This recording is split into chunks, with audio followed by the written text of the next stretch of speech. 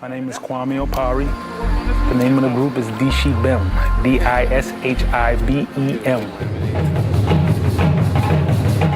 I heard someone say at a young audience's function one time, I heard one of the keynote speakers say, what do we do to keep the kids wanting to come to school? Okay, we have our things set up, but how do we get them to break into school instead of trying to break out of school? You know what I mean? Because I think he was talking about an arts program that he had where they had to turn kids away because kids were coming to school on Saturdays. Kids was coming to school after they did not want to leave school. They wanted to be in. It's like, how do we keep them coming to school? So I think that when you have arts in school and you have a group like Young Audiences putting arts in schools, even when there are administrators who may not know how to do it, but know that it's important, and we applaud those administrators, and you get a group like Young Audiences implement these programs, if nothing else, if anything else we say about the arts is not true, it makes the kids want to be there. The kids want to do it. So if nothing else, it keeps them coming to the school. Now we have them. Now what can we do with them? Make sure it's on tight. Is it on? Your thinking cap's on? Okay. Let's have it low for this because I have to ask them a very important question. Are you thinking? Let me see your thinking faces. That's a good one. I like that. Why do you think they call Africa? I care about these kids like they're my own children.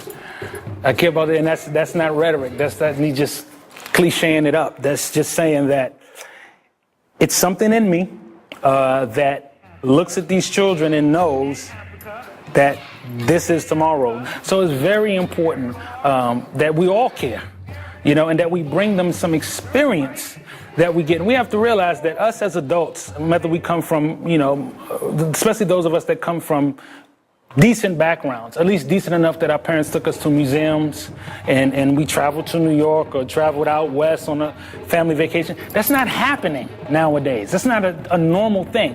A lot of these kids will never leave their block except to come to school and go back home. Sometimes their whole life is what happens in school because at home there's nothing.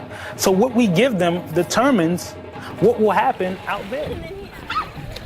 I get up at 6 o'clock in the morning, which is really early. I get on the bus at 7. I have an hour-long bus ride. I get to school.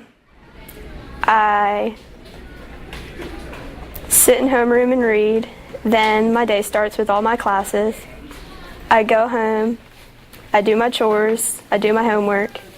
And I relax the rest of the night if I don't have practice or something. When I was younger, my parents got a divorce, and it was really hard. And then now I just forget about it when I do arts immersion and stuff because you're with your friends and it's really fun. Gail Danley came and she told us to write a poem about an experience. It could be good or bad, and she told us to dig deep.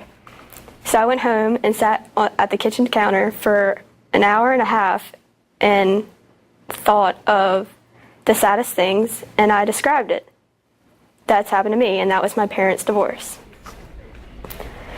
Honestly, I hated my dad, and now I can, because of writing a poem, I can talk to him and not want to just run away. When people shared their poetry, I guess that it made them realize they weren't the only people like them. Art's more than just drawing on any piece of paper or writing anything.